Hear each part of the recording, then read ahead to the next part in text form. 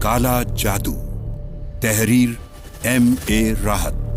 Episode 24۔ مجھے اپنے والدین، بہن بھائی بہت یاد آتے ہیں۔ اللہ کو یاد رکھو، اس کا ساتھ پا لیا تو پھر کچھ دور نہیں رہے گا بیٹا۔ انہوں نے مجھے تسلی دے کر کہا۔ بازو کا زخم بالکل ٹھیک ہو گیا تھا، جسم کی چوٹوں کا تو پہلے ہی احساس نہ رہا تھا۔ حالانکہ کوئی علاج نہیں کیا تھا، کسی ڈاکٹر کو نہیں دکھایا تھا۔ اس دن ظہر کی نماز کے بعد کٹیا میں آرام کر رہا تھا۔ باہر فضا میں دھوپ کے ساتھ حبس کی سی کیفیت تھی۔ پھر اچانک بادل چھانے کا احساس ہوا اور اندھیرا سا ہونے لگا۔ میں موسم کا جائزہ لینے باہر نکل آیا۔ دیکھا تو آسمان پیلا ہو رہا تھا، گرد و غبار بلندیوں پر پہنچا نظر آ رہا تھا۔ غالباً آندھی چڑھ رہی تھی۔ فضل بابا بھی باہر نکل آئے۔ آندھی چڑھ رہی ہے شاید، انہوں نے کہا۔ خطرناک ہو سکتی ہے، میں نے کہا، اور فضل بابا نے کوئی جواب نہیں دیا۔ وہ کسی سوچ میں ڈوبے نظر آ رہے تھے۔ پھر نہ جانے کیا سوچ کر وہ اپنی جگہ سے اٹھے، پتھر کا ایک ٹکڑا اٹھایا اور زمین پر ایک گہری لکیر بنا دی۔ پھر وہیں کھڑے کچھ پڑھتے رہے۔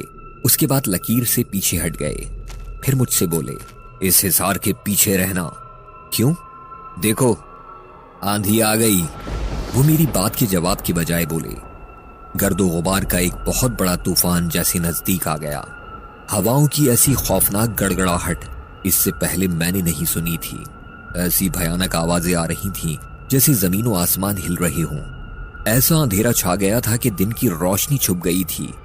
مگر پھر ایک احساس اور ہوا۔ ہم کٹیا سے باہر کھڑے تھے، ہواؤں کو دیکھ رہے تھے، مگر یہ ہوائیں ہمارے جسموں کو نہیں چھو رہی تھیں۔ یوں لگتا تھا جیسے ہم کہیں اور سے انہیں دیکھ رہے ہوں۔ بڑے بڑے پتھر لڑک رہے تھے، نہ جانے کیا کیا ہو رہا تھا، مگر ہم محفوظ تھے۔ پھر بادل گرجے اور بارش شروع ہو گئی۔ ہم کٹیا میں واپس لوٹ آئے۔ بڑی خوفناک آندھی تھی، میں نے کہا، مگر فضل بابا کسی سوچ میں گم تھے، کچھ نہ بولے۔ بارش تیز نہیں تھی مگر ابھی تک اندھیرا چھایا ہوا تھا، مگر اتنا کہ ماحول نگاہوں سے اوجھل نہیں ہوا تھا۔ کچھ ہی دیر گزری تھی کہ باہر سے عجیب سی گھنٹیوں کی آواز ابھرنے لگی۔ خاصی تیز آواز تھی اور قریب آتی جا رہی تھی۔ فضل حسین بابا اٹھ کر کھڑے ہو گئے۔ میں بھی یہ آواز سن کر حیران ہوا تھا۔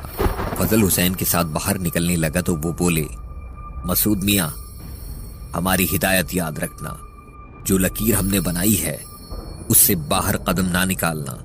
آؤ مل لیں اس سے۔ میں حیران سا باہر نکل آیا۔ مدھم مدھم بوندیں پڑ رہی تھیں اور کٹیا سے کچھ فاصلے پر کالے رنگ کا ایک بڑے سینگوں والا بھینسا نظر آ رہا تھا، جس کی گردن میں لوہے کی لمبی لمبی 2 گھنٹیاں لٹکی ہوئی تھیں۔ بھینسے کی پیٹھ پر کالا رنگ بھجنگ بھوریا چرن بیٹھا ہوا تھا۔ اس نے ہمیشہ کی طرح نچلے بدن پر ایک دھوتی نما کپڑا لپیٹا ہوا تھا۔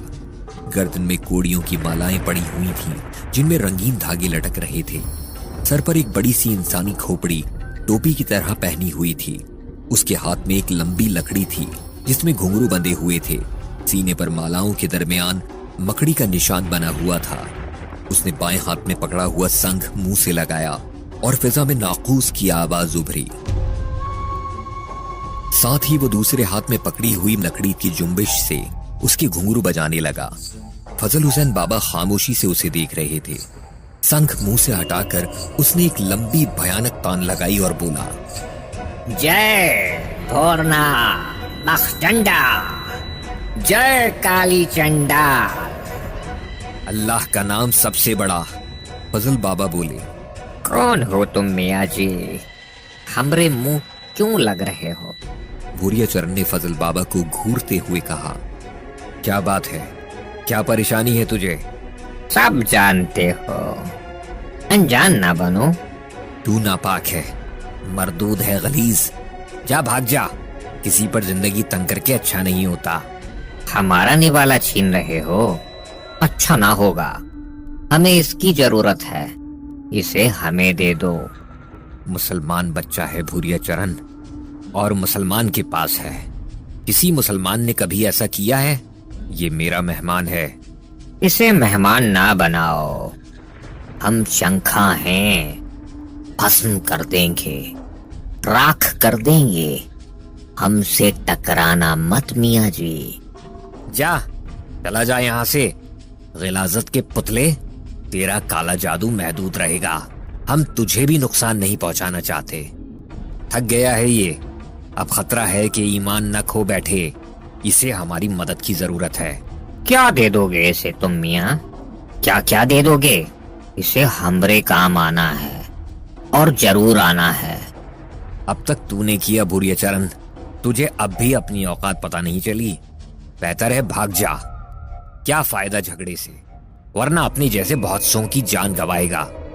ठीक है मियाँ जी, अब तमाशा देखो तुम। बुरी चरण ने ये कहा और भैंसी का रुख तब्दील कर दिया। मैं पथराया हुआ खड़ा था। वो वापस ना गया, बल्कि कुछ दूर जाकर रुक गया और फिर भैंसे का रुख तब्दील करने लगा। भैंसे का चेहरा अब हमारी तरफ हो गया था और वो हौलनाक आवाज से अपने खुर से जमीन कुरेदने लगा। भूरिया चरण की सुर्ख आंखें हमें देख रही थीं। काला भैंसा सर झुकाए फुनकार रहा था। वो अपनी खुरों से जमीन कुरेद रहा था। फिर अचानक उसके कदमों की धमक उभरी। जमीन पर जैसे ढोल बजने लगे। फासला ज्यादा नहीं था, इसलिए चंद ही छलांगों में वो हमारे करीब पहुंचने वाला था। एक लम्हे के लिए मेरा जहन माऊफ हो गया। यही तसव्वुर दिल में उभरा था कि भैंसे की एक ही टक्कर हमारे जिस्मों के परखचे उड़ा देगी। ये पलक झपकने का खेल था और पलक झपकते ही सब कुछ हो गया था। ऐसी आवाज उभरी जैसे दो चट्टानें आपस में टकराई हों। भैंसा हम तक नहीं पहुंच सका था और दरमियान में किसी नजर ना आने वाली दीवार से टकरा गया था। उस भैंसे का सर फट गया, गर्दन टूटकर लटक गई और भूरिया चरण उछलकर दूर जा गिरा। भैंसा लटकी हुई गर्दन लिए इधर उधर भागने लगा। कई बार गिरा, कई बार उठा। फटे हुए सर से खून के फव्वारे फूट रहे थे। दूसरी जानिब भूरिया चरण इस तरह साकित पड़ा हुआ था जैसे मर गया हो। भैंसा आखिरी बार गिरा तो फिर ना उठा, बल्कि उसका लंबा चौड़ा बदन किसी फुरकन्नी की तरह सन्नाटे से जमीन पर घूमने लगा।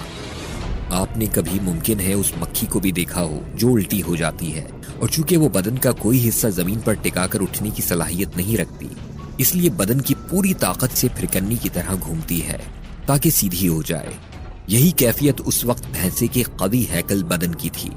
उसके बदन के घूमने से बड़ी भयानक आवाज पैदा हो रही थी, मगर दूसरा हैरतनाक मंजर ये था कि इस तरह उसका हजम छोटा होता जा रहा था और ज्यादा देर नहीं गुजरी कि वो 1 फुट से ज्यादा का ना रह गया। तब वो रुका। उसकी हियत बदल गई थी। फिर अचानक मैंने उसे एक चील जैसे परिंदे की शक्ल इख्तियार करते देखा। वो 2 पैरों पर उठने की कोशिश कर रहा था। 2-3 बार वो गिरा और फिर एक करीह चीख मारकर फिजा में बुलंद हो गया। कोई 5 फुट ऊंचा उड़कर वो जमीन पर गिरा, मगर तीसरी कोशिश के बाद वो परवाज करने में कामयाब हो गया। भूरिया चरण उसी तरह साकित पड़ा था। कुछ देर के बाद मेरे हवास बहाल हुए। मैंने बाबा फजल हुसैन को देखा। उनके होंठ हिल रहे थे जैसे कुछ पढ़ रहे हों। मेरे मुंह से बेख्तियार निकला, मर गया वो। मेरे बदन को जुम्बिश हुई तो शायद बाबा फजल हुसैन समझे कि मैं भूरिया चरण को करीब से देखने जा रहा हूं। उनके मुंह से तेज आवाज निकली। मैं साकित हो गया। बाबा फजल हुसैन पढ़ते रहे और फिर बोले, मक्कारी कर रहा है कमीना। उनके मुंह से ये अल्फाज निकले ही थे कि भूरिया चरण उठकर खड़ा हो गया और बुरी तरह उछलकूद करने लगा और तेजी से मेरी तरफ बढ़ा और दोनों हाथों से कुछ टटोलने लगा। साफ जाहिर हो रहा था कि उसके हाथ किसी ठोस चीज से टकरा रहे हैं, लेकिन वो उस दीवार के दूसरी तरफ आना चाहता था, मगर शायद उसे नजर कुछ नहीं आ रहा था। भूरिया चरण रुककर हमें घूरता रहा। फिर उसने सांस खींचना शुरू कर दी और उसके मुंह से हू हू की भयानक आवाजें आ रही थीं और हर आवाज के साथ उसका कद बढ़ता जा रहा था। अब वो कोई 10 फुट लंबा हो गया था और फिर चौड़ाई में फैलने लगा। खौफनाक आवाजें मुसलसल उसके मुंह से आ रही थीं। कुछ ही देर में वो एक भयानक अफरीद की शक्ल इख्तियार कर गया था। उसका मुख्तसर लिबास चीथड़े हो गया था। ये हजम हासिल करके वो एक बार फिर हमारी तरफ बढ़ा और फिर दोनों हाथों की ताकत से उस दीवार को ढाने की कोशिश करने लगा जो उसे हम तक पहुंचने से रोक रही थी। कोई शंखा इस रुकावट को नहीं तोड़ सकता भूरिया, तू कोशिश कर करके मर जाएगा। बाबा फजल हुसैन ने गुस्से वाली आवाज में भूरिया चरण को मुखातिब करते हुए कहा।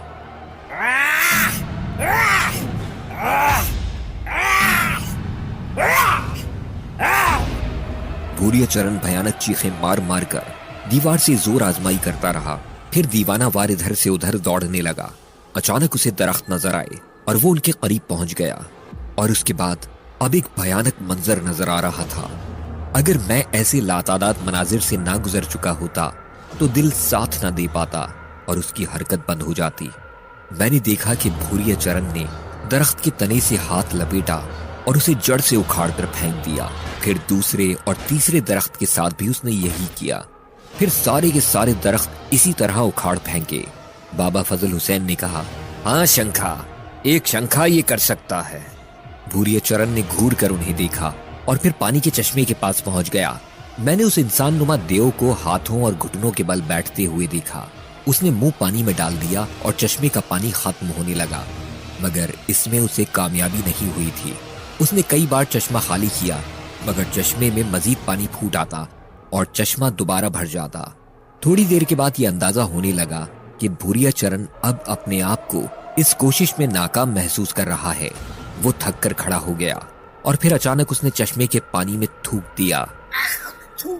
बाबा फजल हुसैन के मुंह से निकला, लानत है तुझ पर, लानत है नापाक, अब बिलाशुबा तूने कामयाबी हासिल कर ली। ये कहकर बाबा फजल हुसैन खामोश हो गए और भूरिया चरण जमीन पर औंधा लेट गया और रफ्ता रफ्ता उसकी जिसामत कम होने लगी। कुछ ही देर बाद वो अपनी असल हालत में वापस आ गया, लेकिन अब वो बेलिबास था, क्योंकि लिबास तो पहले ही हजम बड़ा होने की वजह से उसके जिस्म से जुदा हो गया था। उसने जमीन पर से पत्थर का एक टुकड़ा उठाया, जमीन पर एक तिकोन बनाया और उसके बीच पालती मारकर बैठ गया। हमसे उसका फासला करीब कोई 8 फुट का होगा। उसने हम दोनों को घूरते हुए कहा, ठीक है मियाँ जी, हमारी तुम्हारी खूब चली, मगर छुप कर बैठ गए हो बुज़दिलों की तरह। जरा बाहर तो आओ, फिर 2-2 हाथ हो जाएं। बाबा फजल हुसैन हंस पड़े। फिर उन्होंने कहा, हुक्म नहीं है भूरिया, वरना तुझसे बात करते। ठीक है, ठीक है, अब ना ये फल तुम्हें मिलेंगे और ना ही पानी। भूखे प्यासे बैठे रहो, सड़ते रहो। मैं भी देखता हूँ कब तक बैठे रहते हो। भूख से मरोगे तो बाहर निकलोगे। वही बात है भूरिया चरण कि शरीफ अपनी शराफत से मरता और जलील ये समझता है कि शरीफ उससे डर गया। ठीक है, ये भी देख लेंगे। चलो मियाँ, ये बावला कुत्ता तो दांत मारकर खामोश हो गया। अपना वक्त क्यों जाया करते हो, आराम करो। बाबा फजल हुसैन मेरा हाथ पकड़ते हुए अपने झोंपड़ी नुमा हिस्से में ले गए। मेरा दिल लरज रहा था और बदन पर कपकपी तारी थी। वो मेरे शाने पर हाथ रखकर तसल्ली देने वाले अंदाज में बोले, इत्मीनान से, आराम करो। अगर उन नापाक कुव्वतों को ऐसी ही ताकत मिल जाए तो दुनिया का सुकून ही गारत हो जाए।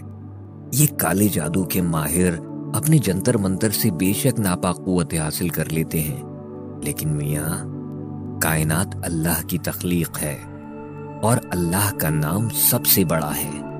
शैतान को भी ताकत दी गई है और शैतान अपनी ताकत आजमाता फिरता है, लेकिन बस महदूद है वो, उससे आगे उसके रास्ते बंद हैं। तुम फिक्र ना करो, आराम करो। मुझे वक्त का सही अंदाजा नहीं हो पा रहा था। ये सारा भयानक ड्रामा न जाने कितनी देर जारी रहा था और अब चारों तरफ गहरी तारीकी फैल गई थी। मैं सीधा सीधा लेट गया। अंदर खाने पीने का जो सामान मौजूद था रात को खाने के तौर पर इस्तेमाल किया। मैंने बड़ी मुश्किल से थोड़ा बहुत खाया। दिल पर खौफ और दहशत तारी थी। बाहर भूरिया चरण अलल ऐलान मौजूद है और हमें भूखा मारने की फिक्र में कमबख्त ने सारे दरख्त तबाह कर दिए, चश्मा गलीज कर दिया था और अब उसका पानी किसी भी तौर पीने के काबिल नहीं रह गया था। आने वाला वक्त अपनी आवाज में बता रहा था कि क्या लम्हात आने वाले हैं। मैंने देखा बाबा फजल हुसैन जाए नमाज बिछाकर इबादत में मसरूफ हो गए थे। ईशा की नमाज मैंने भी पढ़ी और उसके बाद फिर दराज हो गया। मेरा दिल चाह रहा था कि बाहर निकल कर देखूं भूरिया चरण कोई नई कार्रवाई तो नहीं कर रहा है। क्या क्या पैंतरे नहीं बदले थे उसने, मगर कामयाब नहीं हो सका था। एक बार फिर दिल को ढारस हो रही थी। यूं लग रहा था जैसे मेरी दादरसी की जा रही हो, लेकिन बहुत ज्यादा पुरुमीद नहीं था। इन्हीं सोचों में न जाने किस वक्त नींद आ गई। सहर, जादू और पुरस्कार कुव्वतों की इन दास्तानों का अगला हौलनाक मोड़ क्या होगा? काला जादू का बकिया हिस्सा और मजीद नॉवेल सुनने के लिए अभी गोया ऐप सब्सक्राइब करें। लिंक डिस्क्रिप्शन में मौजूद है।